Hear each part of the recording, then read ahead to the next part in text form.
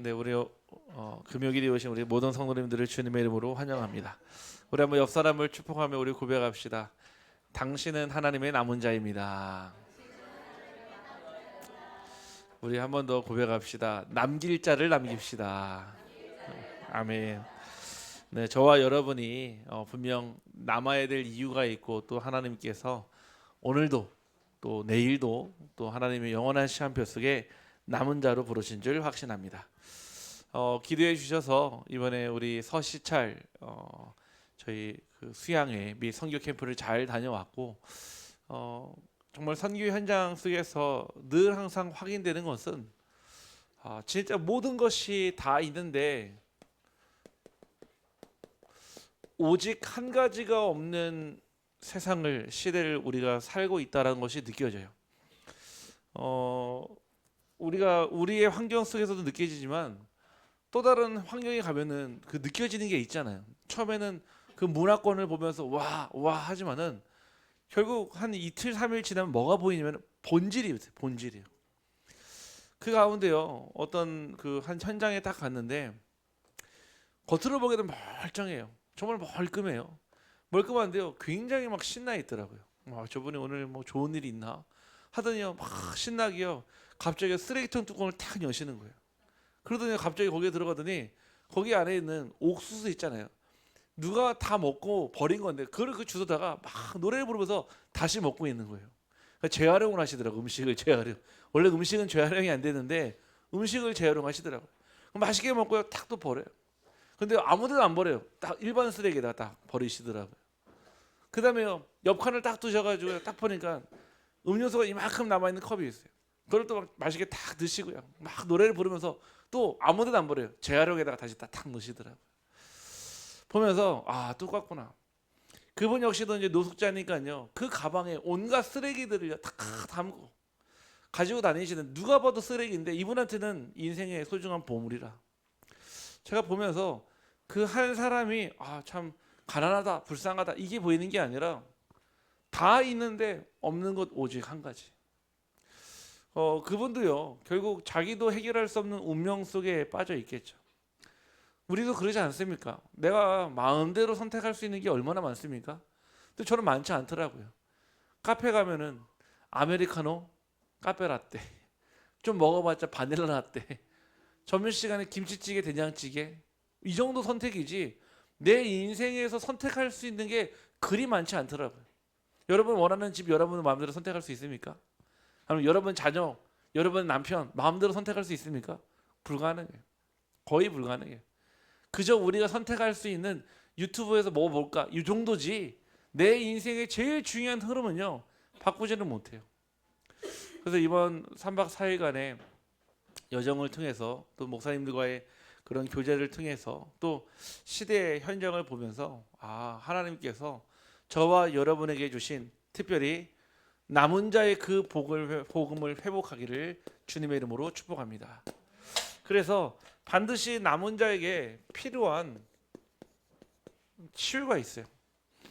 늘 말씀을 드리지만은 우리는 모두 다 치유 대상자입니다. 오늘도 기도해 주셔서 경북부 제1교도소 다녀왔습니다. 아침부터 갔는데도 바빠요. 저는 전에 대구 교도소도 가보고요, 또 뭐 안동 교도소도 가보고요, 대전 교도소 또 소년원도 가봤거든요. 청송 교도소 가봤는데 일단 첫 번째 놀란 거는 시설이 정말 낙후돼 있어요. 어느 정도냐면은 여기서 사람이 살 수 있을까 할 정도로 겉에 외벽도 완전히 막 다 저기 돼 있고 안에 들어가 보니까 실제 이제 그 안에서 있는 수감된 인원들이 사는 곳 있잖아요. 실제 거기를 같이 갔거든요. 가서 봤는데 죄 짓지 말아야 되겠다. 일단 지저분한 거 별로 안 좋아하시는 분은 못 살아요. 네. 지저분한 그런 개념이 없어요. 뭐 그게 지금 현재 교정 시스템이 나쁘다 안 나쁘다의 차이가 아니라 거기에서는 올바른 인격의 대우를 해줄 가치를 못 느끼거든요. 사실은요. 죄를 졌다는 그 안에서. 그런데 더 놀라운 거는요. 너무 어려워요. 너무 어려요. 정말 딱 봐도 애때 보여요. 10대 후반 아니면 20대 초반 한두 명이 보이는 게 아니라 굉장히 많아요. 그래서 잠깐 여쭤보니까요. 나이가 연령대가 자꾸 낮아지고 있대요. 야, 전에는요. 50대, 60대, 제일 많은 40대, 50대, 30대, 40대, 20대, 30대 계속 낮아지고 있어요. 거기 안에서 직업 교육도 하거든요. 배우기도 하거든요. 그런데 이분들이요. 여기 왜 오는지 여기서 얘기할 수 있는 건 딱 하나밖에 없어요. 그 사람들이 얘기하는요. 죄. 흔히 얘기하는 헌법으로 정한 죄 있잖아요. 그 죄의 결과로 와 있는 거예요. 결과로 어디 와 있죠? 감옥에 가 있잖아요. 그러면요. 다시 얘기하면요. 하나님 떠난 원죄는요. 영원한 감옥인 지옥에 가게 되겠죠. 여기는 출소가 없어요. 지옥은요. 다만 위에 있는 여기는요. 이 교도소는요. 자기 죄만큼 해당되는 만큼 2년이면 2년, 3년이면 3년. 정말 마음 같아서는 우리 랩런트들 현장 보여주고 싶더라고요. 정말 마음 같아. 들어갈 수가 없어요. 정말 통제된 인원 외에는 들어갈 수가 없거든요. 정말 마음 같아서는요. 우리 랩런트들 그 현장 보여주고 싶어요. 죄짓지 말아라가 아니라 인생의 사주팔적 운명에 매여서 갇혀 살 수밖에 없는 그 시스템 정말 마음으로 보여주고 싶어요. 이 현장에서요. 봤어요. 다 했어요. 이분들이 왜 들어왔는지 아십니까? 돈이 없어서가 아니에요. 못 배워서가 아닙니다. 오직 한 가지 인생의 해답 대신 그리스도를 몰라서 들어와 있거든요. 오늘도 마약 사범을 만나서요. 쭉 얘기를 하는데 뭐 자기 인생 스토리가 뻔하죠. 자기도 어쩔 수 없는 상황에 어쩔 수 없는 운명에 이끌려 어쩔 수 없는 그 감옥까지 왔는데요. 너무 어린 20대 초반의 아이도 앉아있더라니까요. 대마초 하다가 와가지고요. 근데 얼굴 보니까 해맑어요. 우리 그 장로님 그러시더라고. 아직 쟤는 약을 모른다고. 아직 쟤는 약을 모른다고. 진짜 마약 중독 때문에 뭐라고 하냐? 못 끊는다고 얘기해요. 못 끊는다고. 아직도 내가 끊을 수 있다 이런 사람은 아직 약을 모르는 사람이래. 진짜 마약 못 끊. 자기는 불가능하다 생각. 불가능. 아니 얘기하시는 팀장님도 얘기하세요. 불가능하다. 불가능. 불가능의 문제가 거기에 있습니다. 불가능의 문제가. 중독뿐만 아니죠. 나는 마약 중독 아닌데요. 우리도 그 어딘가에 중독되어 있잖아요. 집착하고 있잖아요. 사실은요. 다만 그들은요 물질에 중독되어 있을 뿐이지 우리도 물질 또는 비물질에 중독되는 거 많이 있잖아요. 오늘 우리 인생에 오직 한 가지를 깨닫는 날 되기를 주님의 이름으로 축복합니다. 그래서 이번 주에 남은 자라는 말씀을 하나님이 주셨습니다. 분명히 우리에게 필요한 세 가지 치유가 있거든요. 이 세 가지 치유의 시간표를 잘 봐야 됩니다. 그 첫 번째가 무엇이냐면요. 바로 눈으로 보여지는 외적 치유예요. 이 외적 치유는요. 금방 눈에 띄어요. 당장요. 증상이 있으니까요. 이 증상이 사라지면 치유됐다라고 착각을 하죠. 두 번째는요.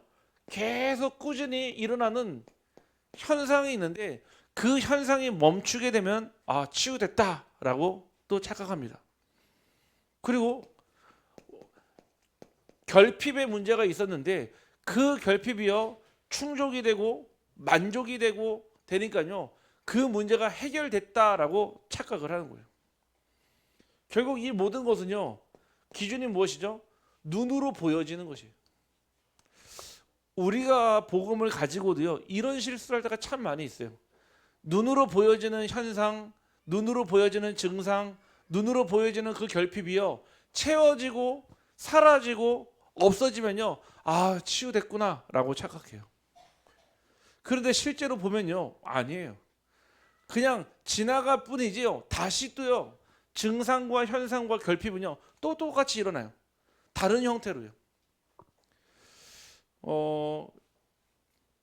농담으로 그런 얘기를 하시더라고요. 오늘 그 강의를 갔는데 남편이 바람을 핀대요. 남편이 외도를 한다는 거예요.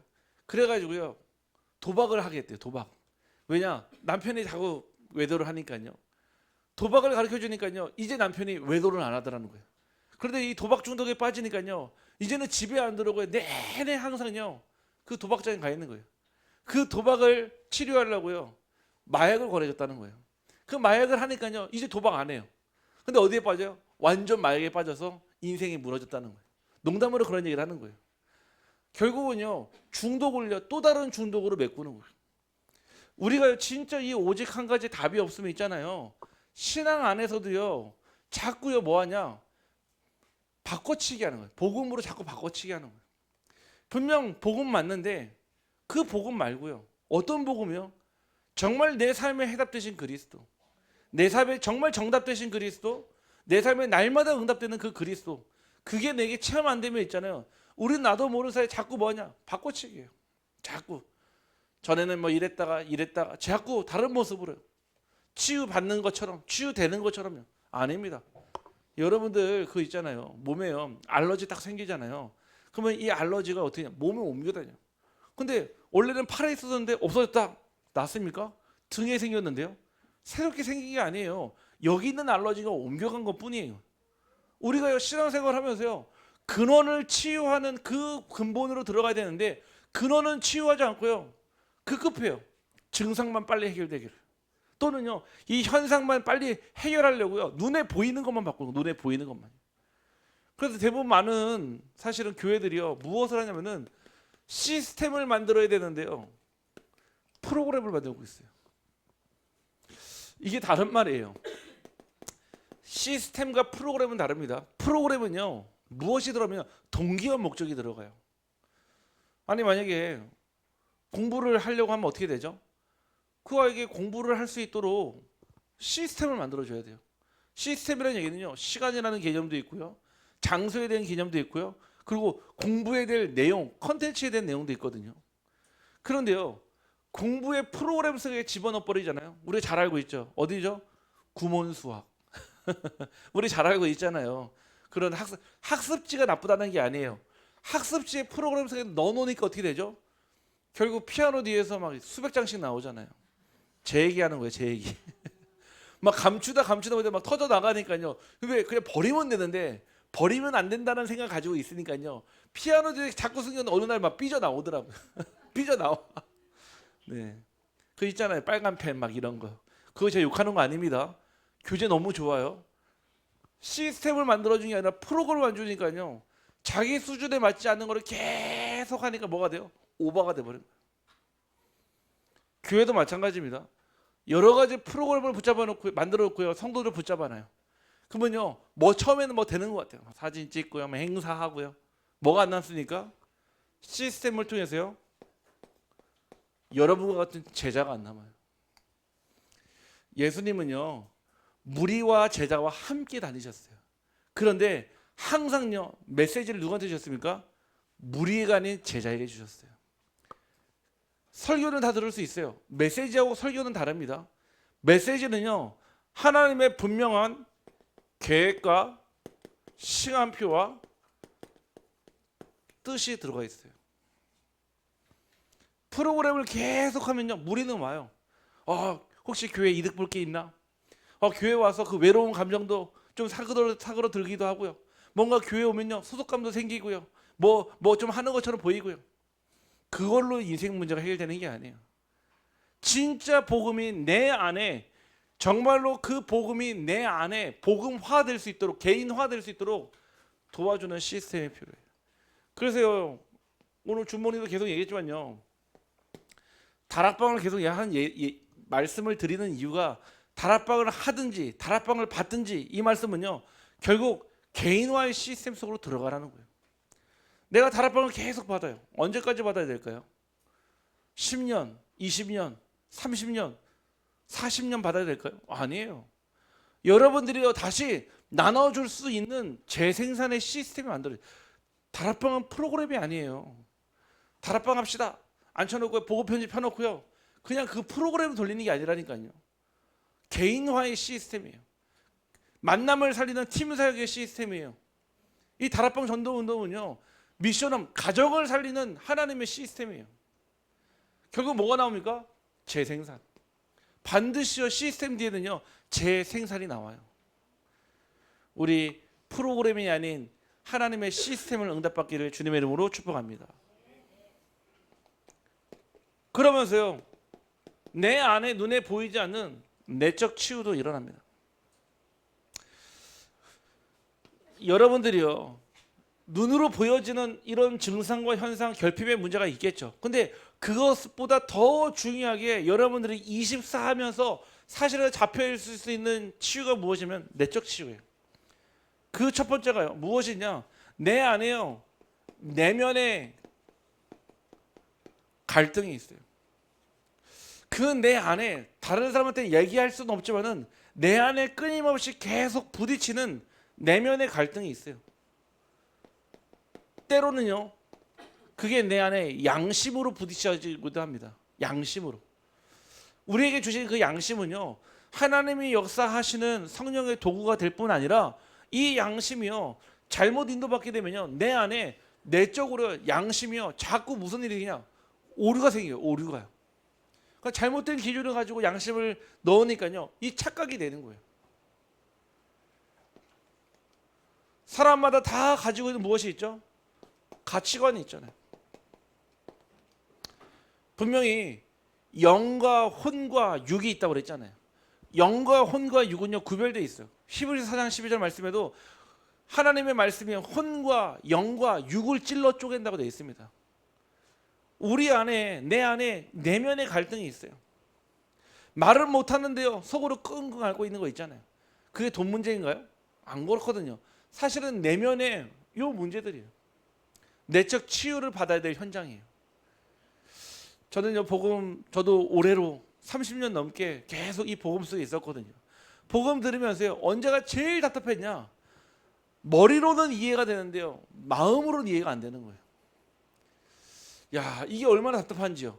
머릿속으로 다 알겠다니까요. 하나님이 어떻게 역사하시고 응답하시고 성령의 내주 인도 역사 아는데 내 현장에서 실제로 어떻게 받아야 될지 전혀 모르겠어요. 그러니까 어떻게 됩니까? 아는 척 해야 돼요. 받고 있는 척 해야 돼요. 잘하고 있는 척 해야 돼요.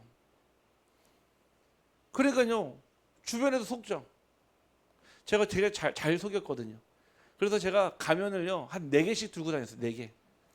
네, 집에서 쓰던 가면 하나, 교회에서 쓰던 가면 하나, 학교에서 쓰던 가면 하나, 제 친구들하고 쓰는 가면 하나. 다 4개. 어디가 제 본 모습과 제일 가까울까요? 교회에서 쓰는. 안 믿네요. 전혀 안 믿은. 그렇죠. 친구들과 쓰는 거는 거의 제 민낯이 다들 거의 쌩얼과 같아요. 쌩얼. 깜짝 놀라요. 제 자신을 보고. 아, 이런 내 모습이 있었구나. 감추고 살았던 내 모습. 사실은 제 친구들은 알아요. 나중에 언제였죠? 고등학교 때 친구들이 제가 목회자가 됐다 하니까요, 어떤 친구가 네가 하면서 네가 하면서 네, 보니까요, 분명 머리로는 복음을 알겠는데요, 마음으로는 모르겠어요. 그러니까 늘 항상 그 안에서요, 내적 갈등이 일어나요. 머리와 내 가슴이 계속 싸우는 거예요. 분명히 맞는데 내 마음은 안 내켜요. 분명 하나님 주신 말씀 다 알겠는데 나는 내 삶이 전혀 안 되는 거예요. 그런데요, 진짜 하나님께서 어떤 부분을 주셨냐면은 나의 머리와 내 마음이요, 하나가 될 수 있는 시간표를 주셨어요. 그게 언제였냐면요, 바로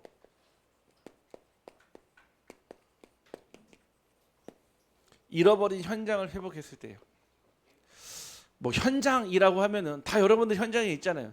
특별히 이 현장은요, 하나님의 잃어버린 어린 양을 찾는, 특별히 내가 있는 현장에서 정말로 복음이 필요한, 그 구원의 역사가 필요한 전도 현장이었어요. 그 현장에서 무엇을 봤냐면은 나의 그 지식과 그 마음과 싸우고 있는 그 사이에 이 현장에서는 다 죽어가고 있다는 현장을 딱 보게 된 거예요. 제가 대학교 때 학교를 다니는데 그때 제가 말씀을 드렸잖아요. 한 주간에 16개씩 다락방 하고요. 친구들 다락방 하고요. 심지어는 교수님도 말씀 전하고요. 그런데 계속 전도는 되어지는데 내 마음이 하나도 안 기쁜 거예요. 안 기뻐요. 내 머리와 마음이요, 복음으로 하나가 안 되니까요, 머리로는 다락방을 계속해요. 지식으로 계속해요. 문은 열려요. 나는 하나도 안 기쁜 거예요. 어느 날요, 제 대학교 동기 중에 한 명이 연락이 왔어요. 과대를 통해서. 뭐라고 연락이 왔냐? 아버지가 돌아가셨다는 거예요. 아버지가. 근데 이 친구가요, 그 집안의 무남 동료예요. 딱 하나밖에 없는 딸인 거예요. 그 집에를 갔어요. 친구들과 함께 조문하러요. 가니까요, 정말 다 쓰러져가는 그 집에 이 부모님이 이 아이를 굉장히 늦게 낳으시고, 이 아이가 이제 20살 대학이 됐는데 1학년 때요. 그때 이제 아버지가 돌아가신 거예요. 장례도 제대로 치를 비용이 없어가지고 굉장히 힘들게 해야 되는 상황. 그래서 친구들끼리 막 돈을 모아줘랬는데, 제가 그때 뭐가 보였냐면은, 그냥 그 친구가 불쌍하다가 보인 게 아니라, 그 친구에게 복음이 필요하다라는 생각이 딱 들어온 거예요. 근데 그 자리에서 막 복음이 나온 게 아니라 제가 누리지를 못하니까 그 복음을 전할 수가 없었어요. 그러다가 그 장례식이 끝나고 지나갔고요. 그 친구 연락이 왔어요. 우리 아빠 장례식 와서 너무 고맙다고 그렇게 연락이 왔어요.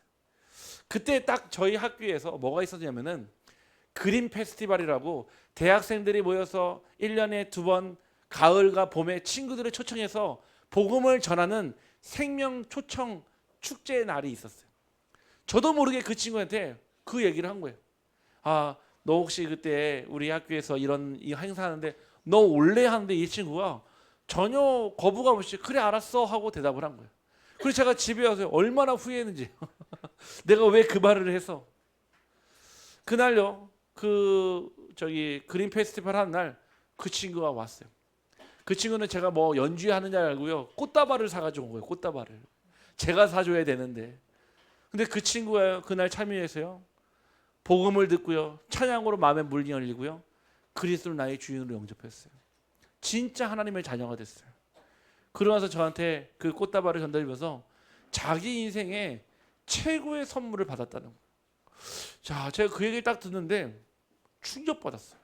나는 나의 머리와 마음이 늘 갈등하는 그 상태에서 복음을 전했는데도 불구하고, 그냥 초청만 했는데도 불구하고 누군가에게는 인생을 바꿀 만한 전환점이 될 수 있겠구나. 그때부터요, 제게 이 갈등과 싸움이 아무런 의미가 없다는 사실을 깨달았어요. 제가 이날 이후로부터요, 지금까지 오면서 단 한 번도 그 복음을 전할 때 갈등해 본 적이 없어요. 왜냐? 내가 하는 게 아니라 하나님 하신 거라 확신이 있었기 때문에. 어떻게 보면 제 안에 내면의 갈등이 치유된 거죠. 오늘도 마찬가지로 그 청소 현장에서요, 복음 얘기하는 게요, 제게는요 가장 기쁜 일이에요. 정말 그들에게 그 복음 아니면 다시 또 들어와야 돼요. 그들 인생은요, 그냥 처음 왔겠습니까? 인생 자체가 늘 항상 왔다 갔다 하는 인생. 하지만 더 중요한 치유가 바로 눈에 보이지 않는 영적 치유입니다. 이 영적 치유는요 중요합니다. 왜 중요하냐면은 우리의 세 가지가 있어요. 바로 영적 문제가 있습니다. 두 번째는요, 그 문제로 인한 나의 상태가 있고요, 그리고 흐름이 있어요. 항상 반드시요, 우리가 영적 문제를 치유받아야 된다 했을 때는요, 영적인 문제와 나의 상태와 흐름을요 같이 봐야 돼요. 어제도요, 기도하면서 어떤 한 분을 이렇게 소개받았거든요. 그 잠깐 전화 통화를 하면서 제가 그분한테 이런 얘기를 했어요. 당신에게 와 있는 문제 당신이 해결할 수 있냐? 못한대요. 도청에서요, 공중전화로 전화 왔어요. 교회로. 거기 비추로 교회죠. 예, 제가 좀 상담받고 싶은데요. 예, 말씀하세요. 콜렉트 콜로 전화 왔어요. 콜렉트 콜로. 뭐라고 얘기하냐? 자기가 집에가 들어가기 싫다는 거예요. 청년인 것 같아요. 남자 청년인데 집에만 들어가면요 뭔가 막 불안하대요. 집에만 들어가면 있잖아요, 뭔가 마음이 공허하대요. 자꾸 집 밖에, 그 집에 누가 사냐니까 아무도 안 산다는 거예요. 아무도 안 산다는 거예요. 뭔가 집에만 들어가면 있잖아요, 자기 자신이 뭔가 올가매는 같은 그런 느낌이 들어요. 누가 우리 교회 성도님 중에 누가 얘기했대요. 우리 목사님한테 한번 전화 한번 해보라고. 제가 누군지는 모르겠어요. 얘기 안 해주시더라고요. 끝까지. 네, 얘기 안 해주시더라고요. 제가 얘기했어요. 그 문제가 당신 해결할 수 있습니까? 못한대요. 그래서 지금도 들어가지 못하고요, 공중전화로 전화한다는 거죠. 공중전화로. 무서워서. 그 상태예요. 두려움과, 분명히 과거의 상처로 인해서 현재의 두려움과 근심과 염려로. 근데요, 이 사람요 거기 상태에서 두면요 절대 빠져나갈 수가 없어요. 전화로요 잠깐 구원에게 전하고요 영접기도 했어요. 그래서 제가 전화번호 알려드니까 전화번호를 알려줄 수 없다는. 자기가 또 전화하겠대요. 네, 묻지마 전화, 묻지마 전화. 네, 이제 다락방도 묻지마 다락방. 이름도 묻지마, 전화번호도 묻지마. 네. 저는 그런 분들이 더 많을 거라 생각해요. 다만 아직까지 이성의 끈으로 다만 붙잡고 있을 뿐이지 그 끈마저 끊어지는 순간에요, 무슨 일이 일어날지 몰라요. 무슨 일이 일어날지. 이처럼요, 복음 가진 우리들이요, 외적, 내적, 영적 치유를 받아야 돼요. 어렵습니까? 어렵지 않아요. 여러분들 감기만 걸려도 병원 가시잖아요. 똑같아요. 외적 치유는요, 우리가 알고 있는 사실과 현실 속에서요, 정확한 복음의 답을 찾아야 돼요. 어떤 답이요? 그리스도의 정답을 찾아야 돼요. 여러분들, 우리가 같이 살면요, 눈에 보이고 들려지고 말하는 모든 사실과 현실 속에요, 무엇이 있습니까? 숨겨져 있는 진실이 있어요. 그것이 바로 그리스도의 해답입니다. 요한복음 19장 30절에 다 끝냈다? 아니, 끝냈으면 뭐합니까? 내가 진짜 믿어줘야 되는 거 아닙니까? 아니, 예수님이 다 끝냈다고 뭐합니까? 내가 진짜 그 끝낸 것 속에 있어야 되지 않겠습니까? 결국 이 영적 치유는요, 눈에 보이지 않는 영적 사실을 가지고요, 나의 삶에서 치유의 응답을 받아야 합니다. 영적 싸움 어떻게 합니까? 기도하면 되겠죠. 근데 기도보다 더 중요한 게 있어요. 분명히요, 마태복음 16장 16절에 시몬 베드로가 주는 그리스도시요 살아계신 하나님의 아들을 고백을 했어요. 그거는요, 어떻게 보면은 정답이에요. 사도행전 3장 6절에요, 뭐라고 합니까? 내게 있는 건 내게 주노니 나사렛 예수 그리스도 이름으로 일어나 걸으라 합니다. 그게요, 베드로 인생의 해답이었어요. 사도행전 4장 12절에요, 정확한 영적으로요, 그 시대의 모든 것을 꿰뚫어 본 거예요. 이 천하 온 모든 사람 중에 이름이 없다는 거, 어떤 이름? 구원을 얻을 만한 다른 이름이 없다는 사실을요, 정확한 응답으로 딱 받았어요. 어떻게 영적 싸움 합니까? 진짜 그리스도가 내 안에 참된 주인으로 누려지는 확신이 있어야 돼요. 그래서 이 확신은요, 사람도 벌벌 떨게 만들어요. 귀신도 떠나가게 합니다. 아니요, 이 바울이 계속 복음 전하고요, 귀신 들린 여종이 떠나가잖아요. 사도행전 13장, 16장, 19장이에요. 그러니까 어떻게 하죠? 스게와의 7 아들이 똑같이 흉내내요. 그들에게 무엇이 없었습니까? 이것도 없었고요, 이것도 없었는데 이걸로 흉내내니까 뭐랍니까? 내가 예수도 알고 바울도 아는데 너는 누구냐 하거든요. 여러분들이 그 확신만 가져도요, 사단이 절대 여러분 건들지 못합니다. 이 귀신은요, 사단은요, 마귀는요, 그리스도 이름 앞에서만 무력해요. 그 사단, 마귀, 귀신은요, 오직 그리스도 앞에서 완전히 결박하고 떠나가는 줄 확신합니다. 그래서 남은 자의 치유를 받아야 돼요.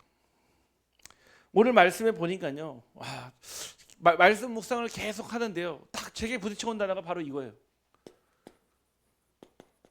그냥 한번 비추고 사라지는 빛이 아니라 영원한 빛으로 우리를 치유하시겠다고 하셨습니다. 우리 한번 옆 사람을 축복합시다. 하나님의 영원한 빛 속에 남은 자가 됩시다.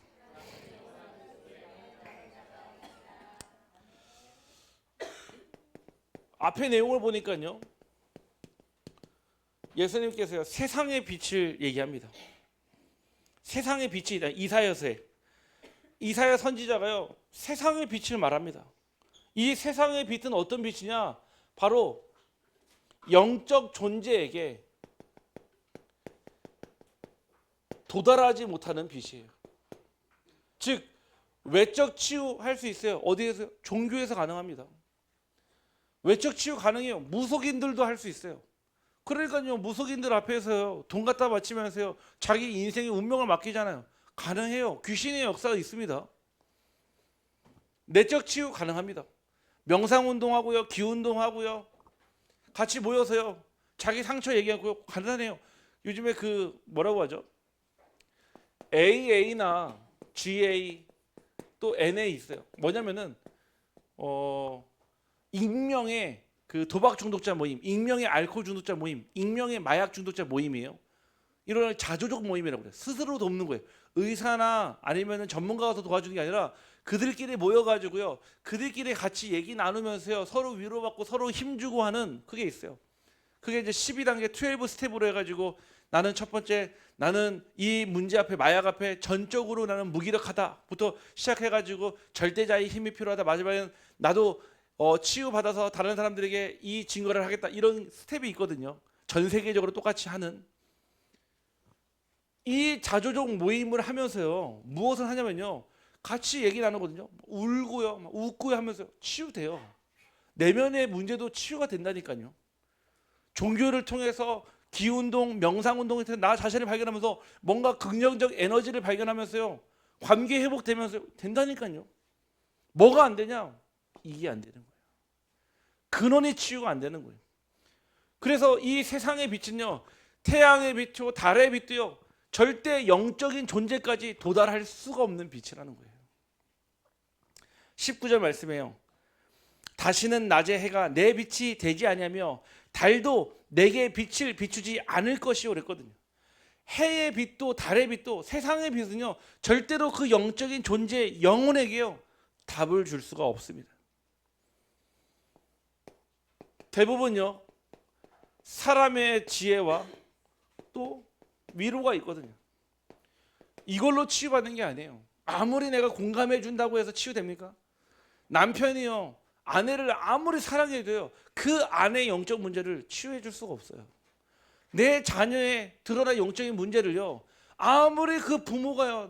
너무 사랑해도요. 눈에 넣어도 안 아플 정도 사랑해도요. 치유해 줄 수가 없어요. 왜요? 이 빛으로는 안 되니까요. 창세기 3장 6절에 이렇게 나옵니다. 여자가 그 나무를 본즉 먹음직도 하고 보암직도 하고 지혜롭게 할 만큼 탐스럽기로 한 나무인지라. 이 하와가요 무엇을 봤죠? 외적인 눈으로요 정확하게 선악과를 본 거예요. 딱 보니까 뭐가 봅니까? 먹음직도 하고 보암직도 하고 지혜롭게 할 만큼 탐스럽기까지 한 딱 열매를 보게 된 거예요. 선악과의 영적인 내용을 전혀 모르고요. 눈에 보이는 내용만 딱 보게 된 거예요. 결국 어떻게 되죠? 그 열매를 따먹고 자기와 함께 있는 남편에게도 주면 그도 먹은지라. 사람의 지혜와 위로로요. 사람의 문제가 해결되는 게 아니에요. 그러면 사람의 말을 무시하지 마세요. 참고의 대상은 됩니다. 하지만 기준은 아닙니다. 이 빛은 어떤 빛이냐? 바로 어둠을 비출 수 없는 빛입니다. 아니 분명 같은 빛인데 빛을 비출 수가 없어요. 우리가 빛도 이렇게 생겼잖아요. 지금 우리가 사물을 구별하는 이유가 무엇이 있냐면은 그 첫 번째가 바로 자외선이 있고요. 가시광선이 있고요. 적외선이 있어요. 우리가 눈으로 보는 거는요. 요 가시광선밖에 없어요. 자외선과 적외선은요. 눈으로 보여지지 않아요. 근데 실제로 존재하거든요. 그런 것처럼요. 우리가요. 세상의 빛을 본다고 하지만요. 눈에 보이지 않는 자외선 같은 경우는요. 살균 기능이 있어요. 살균의 기능이 있다니까요. 적외선은요. 관통해가지고요. 무엇을 보냐. 그 안에 있는 내용까지 보게 하는 원리가 있단 말이에요. 근데 이거는 우리 눈에 안 보이는 거예요. 근데 존재 안 합니까? 존재하잖아요. 눈에 보이지 않지만 존재하는데 어둠을 비출 수 없는 빛인 거예요. 세상의 빛은요. 종교, 철학, 노력, 선행. 그래서요. 이사야서 60장 2절에 이렇게 말합니다. 보라 어둠이 땅을 덮을 것이요 캄캄함이 만민을 가려내니와 오직 여호와께서 내 위에 임하실 것이며 그의 영광이 내 위에 나타나리. 아니 뭐가 어둡습니까? 뭐가 캄캄합니까? 해 다 떠 있는데요. 그걸 얘기하는 게 아니잖아요. 영적인 어두움을 얘기하는 거잖아요. 영적인 캄캄함을 얘기하는 거잖아요. 요한복음 12장 35절에요. 예수께서 이르시되 아직 잠시 동안 빛이 너희 중에 있으니 빛이 있는 동안에는 다녀 어둠에 붙잡히지 않게 하라. 어둠에 다니는 자는 그 가는 곳을 알지 못하느니라. 분명히요. 분명 빛이 있는데요. 어둠도 같이 있다라는 거예요. 요한복음 1장 5절 말씀이에요. 빛이 어둠에 비치되 어둠이 깨닫지 못하더라. 아니 빛이 어둠에 비치는데 어둠이 깨닫지를 못한다니까요. 지금 아무리 우리가 복음을 말해도요. 아무리 그리스도를 얘기해도요. 세상이요. 절대 그 그리스도를 몰라요. 그리스도를 알 수가 없습니다. 지금 우리가 이 속에서요. 복음의 답을 찾아야 된다는 거예요. 이 속에 여러분들을 남은 자로 부르셨다는 거예요. 제가 이번 주에 계속 말씀 묵상을 하는데요. 아침에 일어나서 또 계속 차로 또 이동하면서 밤에 계속 묵상하는데요. 무슨 생각이 드냐? 아, 오히려 어두우면 어두울수록요 빛은요 더 밝게 빛나요. 지금의 시대가요 얼마나 더 악해지냐면요. 그냥 중독 시대뿐만 아니라 계속 문화, 사회, 경제 진짜 요즘에 그 뉴스 틀기가 무서워요. 하도 막 이간질이 많이 되고 분쟁이 일어나고요. 이번에 어떤 가수가 비비라는 가수가 곡을 냈는데 잠깐 그 뮤직비디오 곡을 봤거든요. 근데 보니까 모티브가 뭐냐? 선악과예요. 선악과. 그 제가 제목이 생각이 안 나요. 근데 계속 똑같이 반복되는 그 가사가 뭐냐? 우리는 괜찮을 거야. 우리는 괜찮을 거야. 계속 선악과의 주제를 가지고 영상 자체가 그냥 선악과 내용이거든요. 근데 계속 뭐라고 하냐? 우리는 괜찮을 거야. 우리는 괜찮을 거야. 우리는 괜찮을 거야. 계속. 알아요. 이 그 가수들도요. 이 그냥 노래 부르는 게 아니라 진짜 그 깊은 단계 가면 있잖아요. 영적인 부분에 뭔가 있기 때문에요. 왜 가수들이요 마지막에 꼭 항상 그 뭐 뱀 등장시키고요. 꼭 창세기 3장 문제 그거를 제일 두려워하거든요. 사단이. 그러니까 항상 그거를 늘 항상 가시화 시켜주는 계속. 제가 보면서 아 제가 이제 드디어 시달리기 시작하는구나. 그러니까 자꾸 창세기 3장 사건을 미화시켜요. 창세기 3장 가지고 어떻게 희화시켜요. 창세기 3장 가지고 온화시켜버려요. 우리는 괜찮을 거야. 우리는 괜찮을 거야. 괜찮습니까? 그래서 우리는 어떤 치유를 받아야 됩니까? 치유의 빛이 우리에게 임하여야 될 줄 확신합니다. 세상의 빛과 다릅니다. 이 빛은요 바로 오직의 빛이에요. 오직의 빛. 오늘 말씀에 보니까 뭐라고 합니까? 다시는 낮에 해가 내 빛이 되지 아니하며 달도 내게 빛을 비추지 않을 것이요 오직 여호와가 그랬거든요. 우리에게 유일한 해답은요 오직 그리스도 하나밖에 없어요. 그래서 자꾸 우리는 오직만 말하는 거예요. 그냥 복음이 아니라 오직 복음만 말해야 되는 겁니다. 이 빛은 오늘의 말씀처럼요 한 번 비추고 사라지는 반짝이는 빛이 아니라 영원한 빛으로 우리를 비추시고 그 빛으로 인도하시는 줄 확신합니다. 진짜 이 빛이 여러분에게 임하면 있잖아요. 어둠이 사라져요. 어둠은요 빛을 싫어해요. 빛을 가장 두려워하겠죠. 그러니까 어떻게 하죠? 더 강력한 척하거든요. 빛이 임하는 순간요 어떻게 되냐? 사라져요. 지난주에요 그 교회 딱 왔는데 깜깜하더라고요. 와가지고 제가 이제 저 부엌 쪽에 이제 가려고 딱 불을 켜는데 누가 차차차 움직이는 거예요. 누구지 하고 보니까 차차차 움직이는 거예요. 저 정석 밑에 딱 들어가는데 보니까요. 네, 성은 바시오, 이름은 퀴벌레라. 네, 네. 아니 탁 사라지는데 제가 보면서 얼마나 빠른지요, 진짜. 아니 어디로 가냐? 빛 가운데로 가는 게 아니에요. 어둠으로 사라지더라. 아니 불을 켰는데 어둠이 있는 정석이 밑으로 사라지더라니까요. 그게 흑암인 거예요. 여러분들이요 그리스도의 빛을 여러분의 인생에 조명하는 순간요 여러분을 붙잡고 있는 과거의 상처, 여러분을 붙잡고 있는 현재의 근심, 여러분을 붙잡고 있는 미래의 두려움이 사라질 줄 확신합니다. 그래서 여러분들의 빛을 비춰야 돼요. 여러분 자신에게요. 여러분들 가정에 빛을 비춰야 돼요. 어떻게 비춥니까? 예배 드리세요. 예배가 가장 큰 하나님의 플래시 라이트인 줄 확신합니다. 쌍라이트라 쌍라이트. 예. 흑암이 제일 두려워하는 게요 예배의 망대를 세울 때, 그리스도가 선포될 때요, 예배 드릴 때마다 그리스도를 선포할 때마다 이거예요. 그래서요 찬송가 370장입니다. 제가 이번 주 내내 이 찬양을 묵상했거든요. 2절 말씀에 뭐라고 나와요? 2절 가사에 그 두려움이 변하여 내 기도가 되었고 전날의 한숨이 변하여 내 노래가 되었다 그러거든요. 맞죠? 여러분들의 그 근심이 한숨이 하나님을 찬양하는 노래가 되기를 원하고 여러분들의 눈물이 하나님을 찬양하는 기도가 되기를 간절히 소원합니다. 진짜 그렇게 바뀌게 돼요. 아픔과 고통이요 사실은 있죠. 한번 생각해 보세요. 아니 여러분 몸에 암이 있는데 그 암을 절제하려면요 수술해야 돼요. 배 갈라야 되고요. 잘라내야 되고요. 통증이 있죠. 근데 그 통증 무서워서 암 안 잘라내겠습니까? 아픔과 고통은 당연히 남습니다. 그런데 중요한 근원이 치유된다면요 이 아픔과 고통도요 언약의 여정인 줄 확신합니다. 그래서 말씀드린 거예요. 뭐라고 합니까?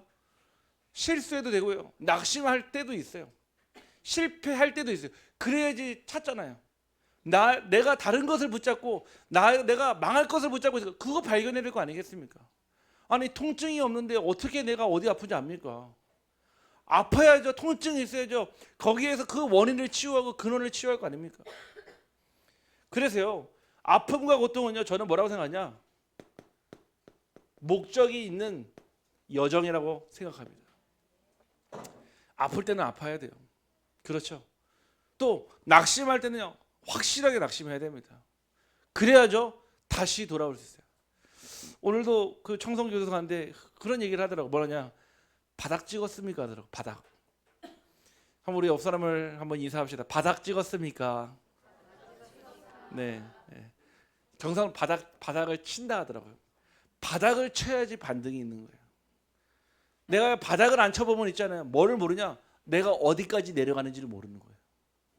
진짜 바닥을 쳐보면 있잖아요. 그러면 알아요. 아, 나는 절대 불가능하구나. 그때는요. 뭐만 있습니까? 이제는요. 그 그리스도 붙잡고 올라가기만 하면 되는 거예요. 아픔과 고통이요. 치유의 목적이 아니에요. 아픔과 고통은요. 치유의 과정입니다. 그래서 요한복음 19장 30절에 다 끝낸 게 맞아요.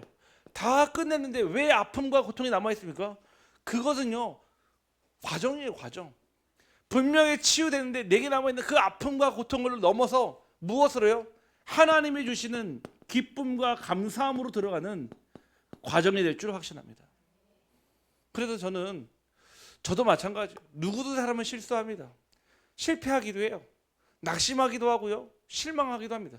그게 끝이 아니에요. 그 다음이 있어요. 오늘 그 청성 나오면서 우리 어떤 한 성도님한테 전화를 드렸어요. 우리 교회 성도님은 아니고요. 그 전에 청성 교도소에 계셨던 성도님이에요. 제가 그분한테 전화드려서 이런 얘기를 드렸어요. 제가 거기 갔다 왔다니까 그러셨냐고. 자기 어디 있었다고 쭉 얘기하더라고요. 그 성도님이요. 그 그리스도를 만나고요. 지금요. 전에는요. 이 삶을 살았는데요. 이제는요. 다른 인생을 사는 거예요. 근데 한 3주 전에 2주 전에 저한테 연락 와서 목사님 기도해 주세요 그러더라고요. 왜요 하니까 자기가 일하는 그 환경이 있는데 너무 악조건이라는 거예요. 그래서 여기서 더 이상 일하기 힘든데 어떻게 해야 될지 몰라서 그만두고 나와야 되는지 목사님 좀 기도해 달라고 연락이 왔어요. 기도해야겠다고. 그리고 그 부분을 가지고 감정으로 내 생각으로 일 처리하지 말고 끝까지 한번 기도해 보자. 그래서 오늘 물어보니까요. 하나님이 얼마나 완벽하게 응답하셨냐.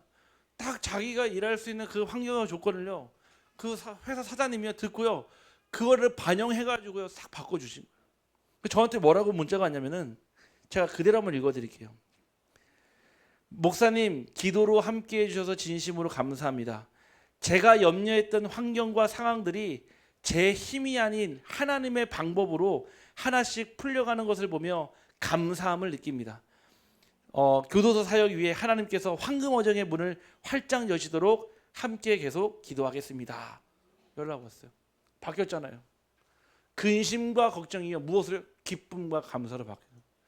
여러분들에게 오직 그리스도의 빛이 영원한 빛이 임하는 순간요. 내게 있던 그 근심이요. 한숨이요. 눈물이요. 하나님을 찬양하는 기쁨이 되고요. 감사가 되고 희락이 되기를 주님의 이름으로 축복합니다. 하나님은 바꿀 수 있어요. 근데 우리는 자꾸 세상 걸로 바꾸려고 하잖아요. 의식주로. 내가 집착하는 걸로. 내가 관심 있는 걸로. 근데 그거 얼마 못 가더라니까요. 진짜 바꾸려면 어떻게 바꾸면 됩니까? 오직 그리스도로 바꾸기를 주님의 이름으로 축복합니다. 그래서 뭐라고 하시냐면은 너의 슬픔의 날이 끝날 것이라고. 이 뜻은요, 지금도 마찬가지예요. 언제 끝납니까? 슬픈 일이 사라지기 때문에 끝나는 게 아니에요. 내게 더 이상 슬퍼할 이유가 없으면 끝나는 줄 확신합니다. 마찬가지, 여러분들이 지금 근심하고 있는 부분이 있잖아요. 그 근심이 언제 끝나냐? 문제가 해결돼야 끝나는 게 아니라 근심할 이유가 없을 때, 근심할 모든 조건을 이미 십자가에서 완전히 끝냈음을 믿고 누릴 때 되어지는 줄 확신합니다. 그게 복음이에요. 문제가 해결되는 게 복음이 아니라 그 문제가 해결될 수밖에 없는 이미 그 이유를 붙잡은 게 복음인 줄 확신합니다. 그래서 저는요, 그 확신이 있다니까요. 오늘도요, 그 갔다가 나와서요, 그 경북약국 우리 약사님 만났거든요. 만났어요. 같이 쭉 오랜 시간 얘기하고 나누는데요, 제가 하나님의 음성을 들었어요. 이분이 뭐라고 얘기하냐면은 지금 자기 인생에 중요한 이 흐름이 있는데 자기가 이제 뭐 하나님이라고 얘기하면은 하나님이 자기를 먼저는 막 망하게 하더래요. 망하게. 돈도 잃어 막 몇십억씩. 이분이 1980년대 어디에서 약국을 했냐면은 진보에서 처음으로 약국을 하셨어요. 진보에서. 그 진보 청송에서 제일 유명한 약국이었대요. 정말 돈을 다 긁어 모았대요. 정말로. 그래가지고요, 또 투자했는데요, 완전히 다 무너지게 된 거예요. 그러면서 이제 영적 문제 오고요, 위암 걸리고요. 하나님 살아계시면 자기를 제일 나쁜 길로, 제일 힘든 길로, 망하는 길로 막 인도하시더라고요. 그러다가요, 다시 하나님이 일어서게 하는데 자기가 처음에는 그냥 좋은 일이 왔다 생각했다는 거예요. 좋은 일이 왔다. 그러다가 뭔가 인생에 딱 정체기가 또 왔는데요, 그때 누가 찾아왔냐? 친구가 찾아온 거예요. 장로님이요. 그 하나님 얘기를 하는데 이번에는 그래도 내가 살아생전에 한번 예수님 한번 만나봐야 되겠다 생각이 들어가지고 그 확신이 딱 들었다는 거예요. 하나님께서 분명 인도하시겠죠. 이분이 저한테 그러더라고요. 제가 주일날 가끔 빠질 수 있다고. 약속도 많고 이해해 주냐 그러서 이해 충분히 해준다고 말씀드렸거든요. 네. 아니 그분이요, 정말로 자기 인생을 두고 솔직하시더라고요. 우리가요, 하나님 앞에서 정말 인생의 중요한 순간에요, 솔직해야 돼요. 아직도 괜찮습니까? 저는요, 그리스도 없으면요 안 되더라고요. 이번 주 한 주간요, 그 현장에 가 있는데 내내요 뭐가 자꾸 밥을 먹어도요 뭔가 좀 허해요. 아니 그 목사님들하고 같이 교제하고 그다음에 현장에서 캠프하고 했는데도 자꾸 뭔가 마음이 허한 거. 제가요, 언제 그걸 알았냐? 어제요, 밤 늦게 왔거든요. 오자마자 교회부터 먼저 왔거든요. 그때 뭔가요 쫙 소화가 되더라고요. 역시 내가 있어야 될 자리는 여기구나. 얼마나 마음이 편한지요. 교회를 돌아보면서 또 우리 성도님들의 기도하는 자리를 보면서. 우리 옆 사람을 축복합시다. 하나님이 다 끝내셨습니다. 여러분들이 가지고 있는 그 슬픔, 염려, 고통은요, 하나님의 그 절대 언약의 여정이며 결국 회복으로 바꾸십니다. 그래서 하나님은요, 여러분들의 그 눈물을 기억하시고 그 눈물을요, 기쁨의 눈물을 분명 바꾸십니다. 저는 그 확신이 있는 거예요. 그 확신이 있으니까요, 어떤 현장에, 무너진 현장에 가도요, 저는 무엇을 이거를 봐요. 내가 할 수 있으니까가 아니라 하나님 바꾸실 거니까, 하나님 반드시 가능하게 하실 거니까, 하나님 역사하실 거니까요, 그 믿음으로 들어갑니다. 그래서 결론으로 치유 이유가 중요합니다. 제가 봤거든요. 치유해줘요. 외적 치유 일어나요. 내적 치유 일어납니다. 내적 치유는 정신병들 포함이 되겠죠. 대부분 어떻게 하냐? 교회 떠납니다. 뭐 여러 가지 이유가 있겠죠. 첫 번째는 뭔가 다른 가치를 발견해서 갈 수 있겠고요. 두 번째는요, 부끄러워서 가시는 경우도 있어요. 대부분요, 영적 치유까지 받지를 못하니까요, 대부분 이 치유받은 이후에 저 중요한 순간을요 놓치게 되더라고요. 분명 오늘 말씀에 뭐라고 했냐? 약한 자를 들어 무엇으로요? 강국으로 바꾸시겠다 하셨어요. 이게 바로 치유의 목적입니다. 마지막 절에요, 그 작은 자가 1000명을 이루게 되는, 작은 자가 1000명이에요.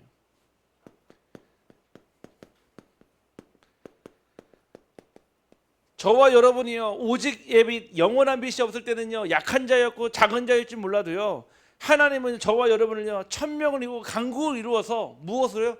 하나님의 때를 하나님의 시간표를 알리겠다고 하십니다. 아멘. 여러분들에게 분명 치유의 증거와 치유의 응답을 주십니다. 그래서 그게 바로 증인의 망대예요.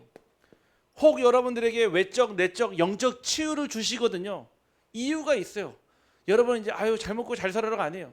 여러분과 같은 아픔으로 슬픔으로 고통으로 있는 자에게 증인의 망대를 보여서 예수를 믿었더니 외적, 내적 치유를 넘어 영적 치유의 응답을 받았다는 그 증거가 있기를 간절히 소원합니다. 이 치유받은 자는요 더 이상 약한 자가 아니에요. 이 확신이 있는 사람은요 더 이상 약한 자가 아닙니다. 그래서요 그를 통해서 천명을 이루고 강국을 이루시는 거예요. 이거를요 경험한 자는요 더 깊은 믿음과 그리스도의 능력을 체험하게 되고요, 버려진 자는요 영광을 하나님께 나타나며 그 약한 자를 들어서 하나님의 시간표를 보내십니다. 그래서 뭐라 합니까? 때가 되며. 언제 여러분의 때라고 했습니까? 분명 약한 자가 강국이 되고 작은 자가 천명을 이루는 그 때가 되면 뭐라고 합니까? 나 여호와가 속히 이루리라. 분명 하나님의 시간표에 하나님이 치유하시고 회복하시고 인도하시겠다고 하셨습니다. 우리는 때때로 치유가 늦다라고 생각할 수 있어요. 하나님 내가 이렇게 몇십 년 하나님 붙잡고 기도하고 한데요 왜 하나님 역사 안 하십니까? 하나님의 시간표는요 결코 늦지 않습니다. 하나님은요 가장 적절한 시간표에 우리를 치유하시고 우리를 회복시키십니다. 우리가 믿지 못할 뿐인 거죠. 그래서 오늘 이 말씀을 딱 단단히 붙잡기를 소원합니다. 남은 자의 치유. 분명 우리에게 그 오직의 빛 영원한 빛이요 내 안에 각인될 때요 여러분 안에 모든 과거의 어둠, 현실의 어둠, 미래의 어둠이 사라질 줄 확신합니다. 그래서 계속 반복하는 거예요. 무엇이요? 프로그램이 아니라 시스템이 되도록요. 정말로 나를 통해 하실 하나님의 그 역사를 기대하며 소원하며 정말 하나님 역사하시도록요 나 자신에게 날마다 그리스도의 빛을 비추는 그 자녀 되기를 간절히 소원합니다. 그래서 하나님의 빛이 우리의 삶을 치유하며 여러분의 삶을 치유하며 우리의 앞길을 인도할 줄 확신합니다. 기도합니다. 하나님 감사합니다. 오늘 남은 자의 치유의 말씀을 통해서 우리의 외적, 내적, 영적 치유가 일어날 수 있는 시간표를 허락하여 주시고 분명 나 여호와가 속히 이룬다 하셨사오니 하나님 그때가 속히 일어나게 하여 주옵소서. 혹 우리 안에 있는 과거의 잘못된 상처의 각인과 또한 현실의 걱정과 근심 가운데 두려워하는 나를, 미래의 두려움과 근심과 염려 속에 사로잡혀 있는 나를 오직 그리스도로 진리와 자유함을 허락하여 주시고 날마다 복음의 그 깊음 속에서 우리에게 복음이 프로그램이 아닌 시스템이 되게 하여 주옵소서. 우리 구주 예수 그리스도 이름으로 기도하옵나이다.